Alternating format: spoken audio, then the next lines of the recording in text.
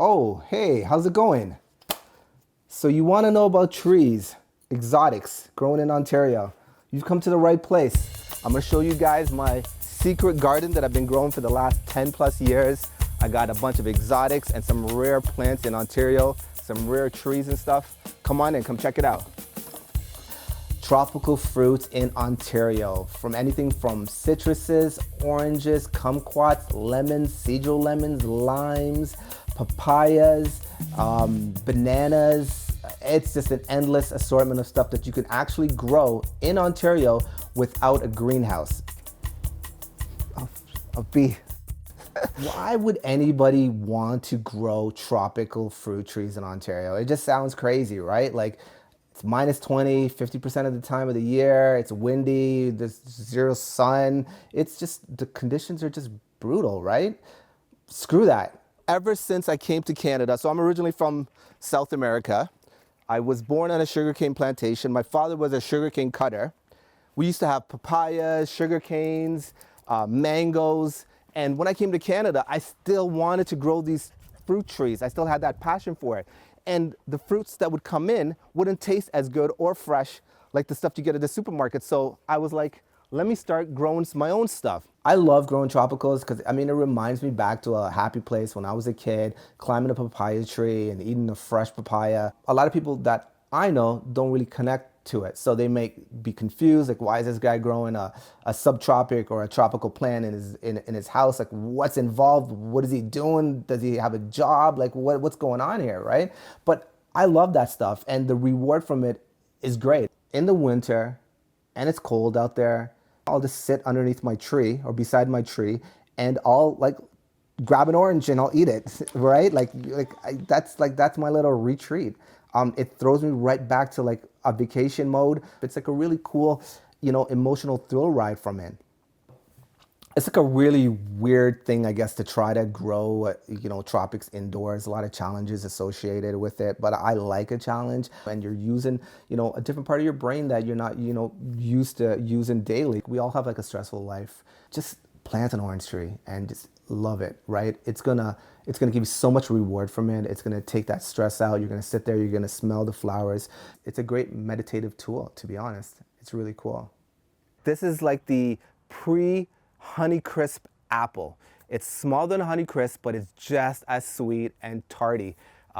Love this tree. I've been growing this tree since it was a stick, literally a stick that's about 2 feet tall. I got it from a nursery in York Region. He told me I could take this stick and plant it in the ground. I thought he was lying. All my friends would come over, they would laugh at me. They're like, hey, this guy's growing a stick. What's gonna happen? Now I have this, 10-foot tree that grows one of the most delicious apples you could ever taste. It's phenomenal. It's about to flower soon, and it's gonna attract a lot of bees, and it's gonna grow some fat apples. This guy, pink reddish flowers. Apple is red on the outside, and inside it's also red. I've never seen a fruit like this in a supermarket. Again, grew from a stick. Here, I'll show you the crown jewel that I've been growing for 10 plus years. It's called the pawpaw. It's native to Ontario. I love to do the impossible. If it's difficult to grow, I will want to grow it. I want to grow a jackfruit next. I want to, right? Like, those are some crazy trees. The more difficult it is to grow, I want to try it. That's why when I first found out about these pawpaws, I was like, I got to find out about it. I want to grow it, and let's grow it. And now I've got my first bloom ever since I got it. I'm like excited about that. And my friends who were making fun of me are not going to be trying any of those fruits. Going to the supermarket and not being able to access fruits that are grown in Ontario is wild to me. The reason you can't buy a pawpaw in a grocery store is because it has a short lifespan. It gets bruised, it decays relatively fast, it doesn't transport easily, but that shouldn't stop you from buying a tree, planting it, and taking care of it, and eating a fresh pawpaw, in the next couple of years from now. It doesn't look like much right now. This is my pawpaw. I've been growing this majestic, subtropical, native to Ontario tree that looks like a tropical tree, that gives off a very tropical fruit, looks like a mango, tastes like a custard apple, and is one of the most difficult trees that I've been growing for the last 10 plus years. This year, this tree is finally flowering. This is the pawpaw bloom. It's gonna flower very, very soon. Can't wait, super excited. 10 years in the making. Now I need to find another local tree that I can actually cross-pollinate with this flower because my other pawpaw is too lazy to flower, guys. Hopefully this year I'm gonna get my own pawpaws to eat. One cool thing that's happened is, side note, since weed got legalized, there's been like an influx of cannabis stores. So you walk in there, they think you're cool, you're into that cannabis culture. But I'm just going there asking them stuff about how do I fertilize my papaya? How do I get more oranges? I need something to increase my bloom. Can you give me a bloom organic? And they're like, oh yeah, what is it? I go, it's a fig. They're like, oh, okay. It's a papaya. He's like, okay. They probably think I'm joking with them, to be honest. But the garden centers don't have this stuff. The garden centers have the basic fertilizer or the basic herbicides.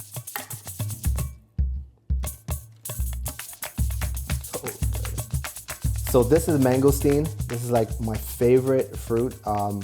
It tastes delicious. It looks like a brain inside here, a white fleshy brain, but it tastes sweet and tangy at the same time. Super refreshing. So let me cut this guy open. I mean, it's scary sometimes buying fruit that you're not familiar with. Like the first time I bought a mangosteen at the supermarket, I didn't know what it was. And 70% of it was spoiled and it was like disgusting. I didn't know if that's what the fruit was, but I was lucky. I got 30% really good fruit in that batch and it was one of the best tasting fruits I've ever had. I think that's there's some consumer education missing, that people don't have access to these fruits and stuff. I like trying new stuff. If I see something I've never tried, I'll go buy it. You just gotta really just try it and see what's different, and if you like it, you like it, right? Yeah, if you get ever a chance to try something new, just do it. It just opens up your palate. I started with little simple things, peppers, and then I started to push the boundaries. I started to grow pomegranates. I would get a pomegranate from the store, plant the seed, and I would grow it for like 6 years. It would start to flower, and then the dogs would destroy because those fruit sticks are really sweet. So once a dog has it, they'll just destroy it. So I've replaced so many of those trees. But citruses, dogs do not like going near citruses because they're thorny. So here is a collection of some of my exotics that I have. This is my banana that has been beaten up by the local Ontario weather. It's still alive, still doing pretty good, guys, but you can see some stress marks on it or whatever. It's a great tree to have, very low maintenance. But in the summer, this will be like a vibrant green. This has another 2 years before it actually fruits. Once it fruits, you gotta chop down that banana because a banana will only fruit once on that tree. And that's why these other suckers I've kept because I'm gonna replant them in another plant soon. And these guys will give off bananas. This is a kumquat tree. This will grow a ton of kumquats in the winter. Who doesn't like the smell of an orange grove in your kitchen? This is a citrus tree. It's an orange tree.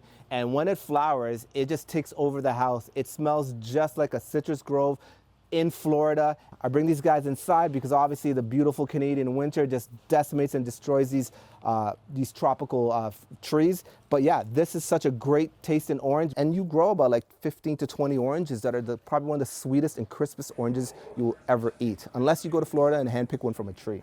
Grapefruit, and this is a lime, and it grows me limes that I use in my Coronas in the summer. It's very thorny. My dog hates this tree.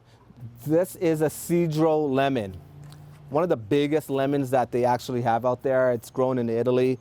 Beautiful tree. Thorns are massive. The fruit are massive. It's probably that size of a lemon that you grow. You use it, you can candy the lemon, or you can use the rinds for cooking. Great tree, very low maintenance. And it grows really big and really fast. Summer it does phenomenal. And I just water it with that drip system and I'm good to go, and I leave it and I just watch the lemons grow. So now this is the dark side of growing tropicals in Canada. This papaya was doing phenomenal up to maybe 2 weeks ago. I decided to bring it out a little bit early to get a bunch of sun because This winter, we've had very little sun altogether. The days were still dipping down below 12 degrees, not frost, but colder. The papaya started to show some signs of stress. What you see here is an example of cold shock, when a tree gets really stressed out. I'm just missing the fruit season, which sucks. There's some green leaves that are still growing out of here. Very disappointed. I'm hurt. This is a great tree, one of my favorite trees. It's 12 feet at once with all the canopy. We'll have some days that it's 20, but the evenings will go down to like 8 degrees, and it will shock your tree. It's weird because you do build a connection for these guys. Like my papaya, like I'm sad because it got shocked, and now I'm like, in father, mode that I got to protect it and nurse it back to health or whatever. Because in the wintertime when I'm stressed and depressed, I'm sitting underneath that and I'm just like chilling. Right? It's just throwing me back to like a happy time. If you're a young adult and you plan on having kids, go buy a tree. Your kids are gonna love that stuff. Now my kids are at the age that that's all they wanna do is play outside with me and pick trees, and I have such a great connection with my children. My daughter, she's climbing the ladder to climb a 10-foot papaya tree indoors in a winter storm in Ontario. Got the papaya. Best papaya ever.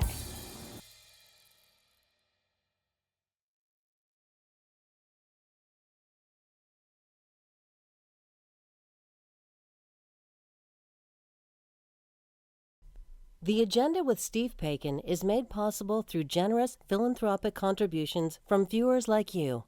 Thank you for supporting TVO's journalism.